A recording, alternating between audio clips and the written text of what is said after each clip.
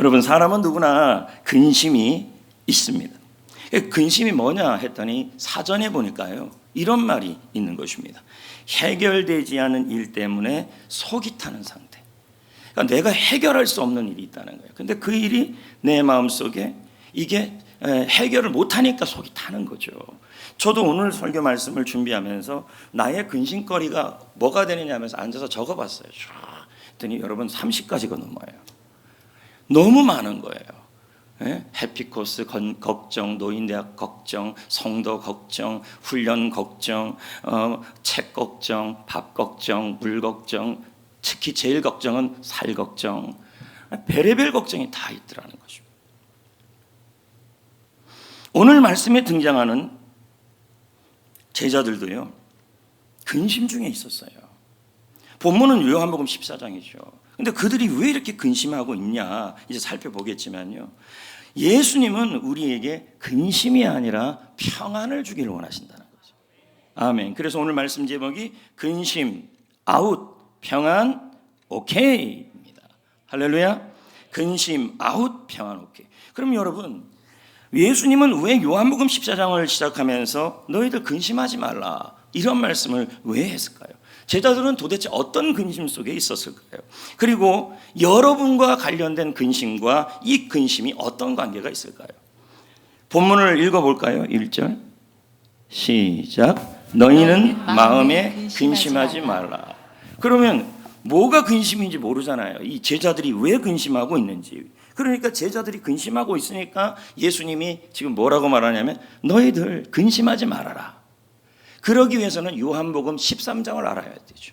13장은 뭡니까? 예수님이 발을 씻기는 거예요, 제자들을. 근데 여러분, 이 13장의 배경 13, 14, 15, 16, 17장이 전부 한 장소에서 일어났어요. 다락방. 그리고 똑같은 시간에서 일어났어요. 장수는 13, 14, 15, 16, 17 굉장히 길어요. 근데 장소는 다락방이었고 마가의 다락방이었고, 그리고 시간은 언제였냐면 예수님께서 내일 십자가를 달릴 시점이에요. 그러니까 예수님이 십자가에 달리는 일주일, 월, 화, 수, 목요일이에요. 목요일 날 이때 예수님이 마지막 만찬을 드신 곳이 다락방이에요. 그곳에서 뭐 하냐면 제자들에게 이 목요일 날, 그럼 내일은 예수님이 십자가에 달리셔야 될 상황 아닙니까? 이 목요일 날 자그마치 13, 14, 15, 16, 17장 이 5장의 설교를 해요. 근데 설교의 시작이 하기 전에 발을 씻기고, 그리고 나서 예수님이 이렇게 말해요. 이제 나는 너희들을 떠난다. 이제 나는 너희들을 떠나서 나는 십자가에서 죽을 거다. 이제 이런 얘기를 하지만 내가 너희들보다 먼저 너희들이 있는 곳에 있을 것이다 하는 이런 얘기를 들었어요. 그러니까 제자들이 그 얘기를 들으니까 자, 문맥을 통해 본다면 그들은 근심에 빠진 거예요. 그들은 이렇게 생각한 겁니다. 이제 주님 없이 어떻게 살아? 응? 주님 떠나시면 우리는 다 끝 아니야? 주님은 메시아잖아. 주님은 다윗 왕의 후손이잖아. 그러면 주님은 다윗 왕의 후손으로서 정치적으로서 이 모든 상황을 해결하셔야 되는데 이대로 떠나신다고? 우리는 어떻게? 근심이 오는 거죠. 아까 근심이 뭐라 그랬습니까? 해결할 수 없는 상황과 일 때문에 마음이 애타는 상황입니다. 우리도 근심을 하죠. 예수님을 믿으면 지금의 상황을 뒤집어 줄 거라고 생각을 해요. 순풍에 돛을 달듯이 순조롭게 될 거라고 생각을 해요. 그런데 실상을 보니까 변한 게 없어요, 제자들처럼. 그리고 상황은 더 안 좋아져요. 그러니까 마음에 어떻게 이 상황 때문에 뭘 느끼냐면 근심이 오는 거죠. 여러분, 로이드 존스 목사님이 요한복음 14장 1절을 설교를 했어요. 근데 그 설교에 보니까 이런 내용이 나와요. 사람에게 근심이 생기는 경우가 2가지가 있다는 거예요. 2가지. 그 첫 번째가 뭐냐면 이렇게 생각하시면 돼요. 근심은 내가 해결할 수 없는 상황 때문에 마음이 애타는 거예요. 그러니까 첫 번째가 뭐냐 했더니 지금 나왔잖아요. 죽음이래요. 죽음은 우리가 해결할 수 있나요? 죽음은 여러분, 우리가 이 죽음을 생각하면 우리 마음속에 평안이 사라진다는 거죠. 이제 문제는요, 믿지 않는 사람도 죽음을 생각하면 근심이 오는데 성경의 사람들이나 또 많은 믿음의 사람들도요, 천국에 대한 소망이 있음에도 불구하고 죽음을 생각해 보면 근심이 온다는 거예요. 왜냐 했더니 죽음 이후의 삶을 가본 적이 없어요. 그래서 셰익스피어가 말을 합니다. 읽어볼까요? 시작. 죽음이 무서운 건 그 미지의 나라로 떠난 어떤 여행자도 없기 때문이다. 여러분, 자녀의 죽음, 그리고 병실에 누워 있는, 그리고 죽음을 기다리는 가족들, 또 자신의 질병으로 인해서 죽음이 멀지 않은 것 같은 그런 생각이 들 때 우리는 이 죽음을 해결할 수가 없어서 마음에 애를 타고 근심에 빠진다는 거예요. 두 번째, 로이드 존스 목사가 말하기를 근심이 어디서 오냐 했더니 이렇게 나온다는 거예요. 세상살이에서 오는 불행. 자, 우리는 세상을 살아요. 근데 가족끼리 불화가 있어요. 그래서 불행해요. 근데 이 문제를 남편이든 아내든 자신의 가정 속에 일어나는 일들을 해결할 수 없어요. 내가 배우자를 해결할 수 없고, 자녀를 해결할 수 없고, 남편을 해결할 수 없어요. 그래서 그것을 해결할 수 없으니까 뭐예요? 불행하고 속이 타는 거죠. 그래서 근심이 온다는 얘기죠. 또 여러분 보십시오. 여러분의 자녀가 있습니다. 결혼한 자녀가 있어요. 결혼을 했는데도 그 가정의 모습을 어머니 아버지 입장에서 보면 이것이 그 가정의 상황이, 며느리면 며느리, 사위면 사위, 손주면 손녀, 그들 가정 속에 일어나는 일들을 부모인 내가 해결을 못 해주는 거예요. 그러니까 뭐예요? 속만 타는 거죠. 또 질병은 어떻습니까? 내가 병이 걸리고 내 배우자가 병이 걸리고 자녀가 병이 걸렸어요. 근데 내가 그 병을 해결할 수가 없어요. 그러니까 자녀를 바라보고 자기를 바라보고 부모님을 바라볼 때 속이 타죠. 이게 근심이에요. 실망스러운 일, 재정적인 손실, 사업상의 문제, 직장의 일들, 그리고 우리 같은 경우는 게스트에 대한 문제, 게스트의 마음을 변화시킬 수가 없어요. 해결할 수가 없어요. 셀 초대 만찬을 하긴 해야 되는데 이번에도 아무도 안 올까, 해결하지 못하는 그 일들 때문에 속이 타요. 그러니까 마음에 근심이 오는 거죠. 로이드 존스 목사가 말하기를 우리는 누구나 할 것 없이 다 이런 근심을 갖고 살아간다는 겁니다. 그런데 여러분, 예수님은 오늘 여러분에게 말씀합니다. 제자들에게도 말합니다. 마음에 근심하지 말라. 할렐루야. 왜요? 근심을 하게 되면 마음속에 평안이 사라져요. 평안이 사라지면요, 영혼과 인생과 육체가 무너져요. 볼까요? 시편 31편 9절 읽어볼까요? 시작. 내가 근심 때문에 눈과 영혼과 몸이 쇠한나이다. 자, 근심을 하게 되면 내 마음에 자꾸만 우리 가정 어떻게 해? 내가 해결하지 못해. 자녀 어떻게 해? 내가 해결하지 못해. 사업 어떻게 해? 신앙 어떻게 해? 게스트 어떻게 해? 물질 어떻게 해? 건강 어떻게 해? 죽음 어떻게 해? 자꾸 여기 마음속에 해결하지 못하는 것 때문에 속을, 직장 어떻게 해? 속이 계속 타기만 하고 있으면요, 눈이란 말은 이 눈을 의미하지만 결국은 인생의 관점이에요. 관점이 무너진다는 거예요. 인생이 무너진다는 거예요. 그리고 영혼도 무너지고 몸도 무너진다는 거예요. 그러니까 근심은 유익이 없다는 얘기예요. 여러분, 존 크리소스톰이 말했습니다. 뭐라고 얘기했는지 보십시오. 24장 1절을요. 초대교회 때 설교 잘하신 분 목사님 아닙니까? 14장 1절을 이렇게 해석을 해요. 시작. 내 마음에 근심하지 말라고 하셨다. 예수님이 그것은 그들의 마음속에 품고 있는 것이 근심이 무엇인지 알고 있었기 때문이다. 무슨 말씀이에요? 오늘 여러분 자녀에 대해서 근심하고 있나요? 가정에 대해서 근심하고 있나요? 배우자에 대해서 근심하고 있나요? 물질 때문에 근심하고 있나요? 건강 때문에 근심하고 있나요? 지금 여러분이 속타고 애타고 그리고 해결하지 못해서 속타는 그 근심을, 그 근심거리들을 주님이 아신대요. 아니까 그런 말 한 거예요. 근심하지 말라고요. 오늘 여러분의 근심을 주님이 아실 줄 믿습니다. 어떤 근심을 갖고 있는지 알아요. 내가 해결하지 못해서 가슴이 타고 애타는 일이 뭔지를 우리 주님은 지금 아신다는 거예요. 그래서 제발 좀 근심하지 말라. 왜? 근심하면 평안이 사라지고, 평안이 사라지면 인생과 육체와 건강과 영혼과 마음이 무너지기 때문이라는 거예요. 그래서 주님이 아신다. 이게 위로가 됩니다, 여러분. 내가 갖고 있는 염려거리가 뭔지 누가 알겠어요? 이렇게 하실 때 그리스도 팀이 뭐라 그럽니까? 다 몰라도 내가 너희에게 근심하지 말라. 지금 그것 때문에 네가 해결하지 못하는 그 일들 때문에 가슴 졸이지 말아라. 그래봤자 평안이 사라진다. 그래봤자 영혼과 건강과 인생이 쇠하여지고 무너지고 시들시들해진다. 그런데 내가 너희에게 근심하지 말라고 한 것은 너희들이 지금 어떤 근심을 갖고 있는지를 내가 알기 때문이다. 주님이 아신다고요. 여러분의 근심거리를 우리 예수님이 오늘 아시는 줄 믿습니다. 이것만 해도 은혜가 되는 겁니다. 왜요? 내 걱정거리, 내 염려거리, 내 근심거리를 나 혼자 애태우는 게 아니라 예수님이 알고 있다라는 얘기예요. 알고 있다. 아멘. 그래서 그 근심을 제거하시고 환경을 해결하는 게 아니에요. 먼저요. 근심 어떻게 하면 좋아, 어떻게 하면 좋아 하면서 얼굴이 근심으로 가득 차 있는 게 아니라 그 근심을 제거해버리고 이 마음에서 제거해주고 평안을 주시기를 원한다. 아멘. 그래서 여러분 요한복음 14장 1절이 너희는 마음에 근심하지 말라. 하나님을 믿으니 또 나를 믿으라. 근데 이 근심이라는 단어가요, 이제 다음 주에는 염려, 그 다음 주에는 두려움이에요. 왜요? 근심이라는 단어가 한국 성경에는, 한글 성경에는 그냥 근심으로만 되어 있지만요, 원어에는요 많이 달라요.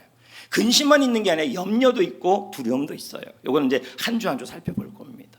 근데 보세요. 요한복음 14장 1절에 너희는 마음에 근심하지 말라. 끝날 것이 아니라 14장 27절에 뭐라고 나와 있냐면 평안이 나와요. 볼까요? 읽어볼까요? 시작. 평안을 너에게 끼치노니 곧 나의 평안을 너에게 주노라. 내가 너에게 주는 것은 세상이 주는 것과 같지 아니하니라. 너희는 마음에 근심하지도 말고 두려워하지도 말라. 여러분 주석에서는요 너희는 마음에 근심하지 말라를 14장 1절에 해석이라고 설명해요. 27절을. 그러니까 여러분 우리가 마음에 근심거리가 너무 많아요. 회사 생활 어떡하지? 직장 어떡하지? 가정 어떡하지? 우리 건강 어떡하지? 그리고 자녀 어떡하지? 물질 어떡하지? 그리고 영혼구원 어떡하지? 최사일 초대만찬 어떡하지? 해피커스 어떡하지? 제자훈련 어떡하지? 저 속썩이는 사람 어떡하지? 이 근심이 여기 꽉 차 있는데 주님은 뭐라 그러냐? 근심하지 말라. 이 말은 뭐예요? 내가 네 근심을 알고 있다. 내가 너희의 근심거리를 내가 다 알고 있다. 그래서 그 근심거리를 제거하고 너희에게 나의 평안, 예수님의 평안을 주겠다. 자, 예수님의 평안은 어떤 건지 알 수 있는 게 마태복음 8장에 나와요. 여러분, 예수님과 예수님의 제자들이요 갈릴리 호수를 지나가고 있었어요. 배를 타고. 그랬더니 우리가 내일 오는 그 태풍처럼 굉장한 태풍이 이런 거예요. 그런데 제자들은 그 태풍을 해결할 수 없어요. 그리고 그 상황을 해결할 수 없어요. 그러니까 근심이 되고 애 끓고 죽겠다고 난리 법석이에요. 그러니까 근심을 하죠. 근데 그 옆에, 그 앞에 배 머리에서 예수님이 주무셔요. 환경에 영향을 받지 않아요. 환경을 해결할 수 없고 사람을 해결할 수 없는 상황임에도 예수님은 주무시는 겁니다. 자, 읽어볼까요? 마태복음 8장에 24절에 읽어볼까요? 바다에 큰 놀이 일어나 배가 물결에 덮이게 되었으되 예수께서는 주무시느니라. 이게 평안이에요. 주무시는지라. 제자들은 평안치 못했어요. 근심이 됐어요. 왜요? 해결할 수 없는 폭풍우 앞에 어떻게 할 줄 모르니까 막 가슴이 애가 타는 거예요. 근데 예수님은 해결할 수 없는 일이 없어요. 예수님은요. 그냥 다 그 환경 속에서도 폭풍이 있는데도 잠을 자요. 주무셨다는 거죠. 이게 예수님의 평안이에요. 그래서 이재철 목사는 요한복음 14장 부분에서 이렇게 해석을 합니다. 예수님의 평안은, 예수님의 평안은 모든 근심과 모든 두려움으로부터 자유를 주고 모든 장애물을 초월한다. 그러면 한번 정리해 봅시다. 예수님께서 여러분에게 근심이 있어요. 해결할 수 없는 일을, 해결할 수 없는 질병, 해결할 수 없는 물질, 해결할 수 없는 사람, 해결할 수 없는 환경, 가정, 며느리, 사위, 뭐 또 결혼, 이 모든 거 해결할 수 없는 것 때문에 근심하지 말라고 하시면서 뭐라고 얘기하냐면 내가 너희의 지금 근심을 내가 다 알고 있다. 근데 그 근심을 먼저 내가 해결하는 게 아니라 먼저 너의 마음이 평안하기를 원한다. 이 평안은 어떤 평안이냐? 세상이 주는 평안이 아니라 나의 평안을 너에게 준다. 나의 평안이 뭐냐 했더니 사람을 초월하고 환경을 초월하고 장애물을 초월하고 질병을 초월하는 평안이란 얘기예요. 그 평안을 주겠다는 거예요. 여러분, 세상이 주는 평안은 영원하지 않아요. 오직 예수님의 평안만 완전합니다. 아멘. 할렐루야. 지금 여러분 근심거리가 있는데 그 근심거리를 해결하는 것이 먼저가 아니라 직원들 어떻게 해요? 직장의 사장님들은 제일 큰 걱정이 직원 뽑는 거예요. 그리고 뽑아놓은 직원들이 속을 썩이지 않는 거예요. 근데 그런 직원들 앞에서 내가 해결할 수 없잖아요. 근데 자꾸 근심하니까 뭐예요? 눈과 영혼과 육체가 쇠하여지는 거예요. 그러니까 주님은 먼저 뭐 하기를 원하시냐면 주님의 평안을 누리기를 원해요. 그래서 여러분 27절에 이렇게 나오잖아요. 평안을 너희에게 끼치노니. 현재 시제예요. 이 말은 뭘까요? 우리 주님은 매일매일 여러분에게 예수님의 평안을 계속 주려고 선물을 준비하고 있다는 얘기예요. 매일 지금도 주려고 하는 거예요. 선물을 주고 근심 대신에 할렐루야 평안으로 체인지해 주기를 원한다. 아멘. 여러분, 왜 남편의 문제가, 자녀의 문제가, 배우자의 문제가, 아이의 문제가, 물질의 문제가, 건강의 문제가, 게스트의 문제가, 상황의 문제가, 회사의 문제가 이거 빨리 해결돼야 나도 평안이 옵니다. 그러게 아니라 아직 해결이 안 돼도 예수님이 해결할 것을 믿고 평안을 누리는 사람에게 해결이 돼요. 근심하면 해결이 안 돼요. 그걸 해결하려고 술을 먹고 안주 먹고 노래방 가고 이렇게 한다고 해결이 안 된다는 거죠. 평안이 안 온다는 거예요.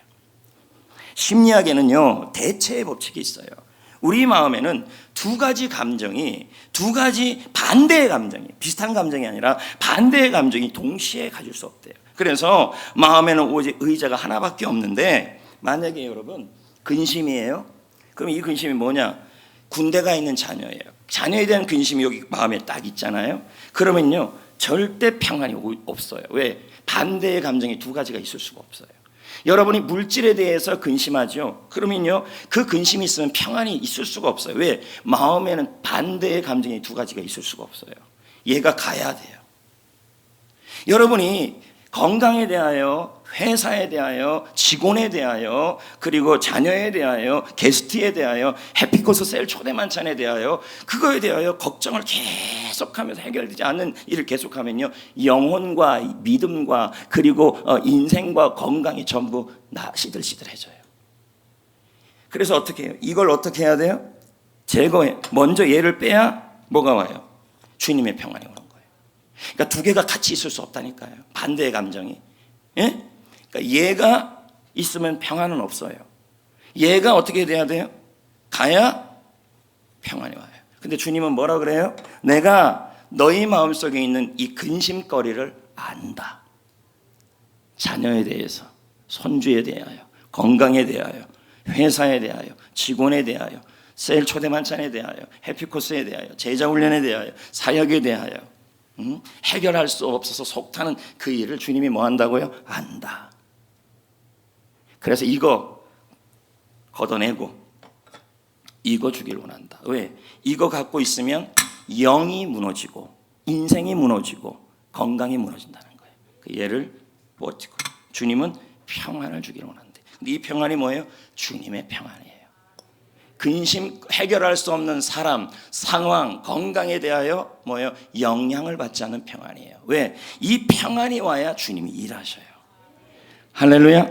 저는요 이제 신학대학 졸업한 지가 저도 이제 여러분 오래됐습니다. 아주 오래됐는데 그때 여러분 신학대학 시절에 보면 왜 근심이 없겠어요? 지금보다 더 많았죠. 가장 큰 근심이 뭐냐? 바로 사역을 어떻게 해야 되나? 사역지는 어디서 해야 되나? 그리고 어떻게 하면 사역을 잘할 수 있나? 나의 미래는 어떻게 되나?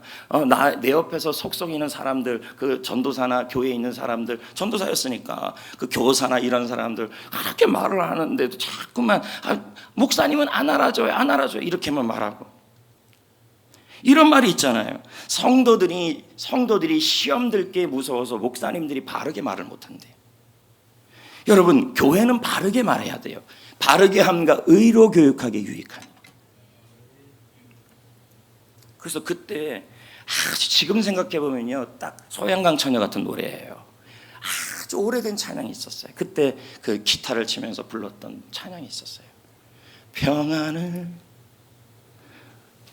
너에게 주노라 세상이 알 수 없는, 지금 만든 거예요. 세상이 알 수도 없는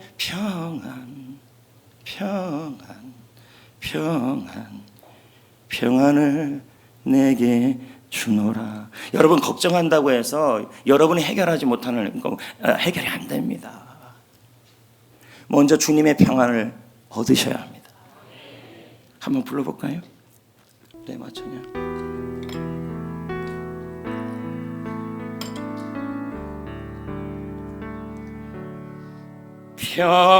평안을 너에게 주노라 세상이 줄 수 없는 세상이 알 수도 없는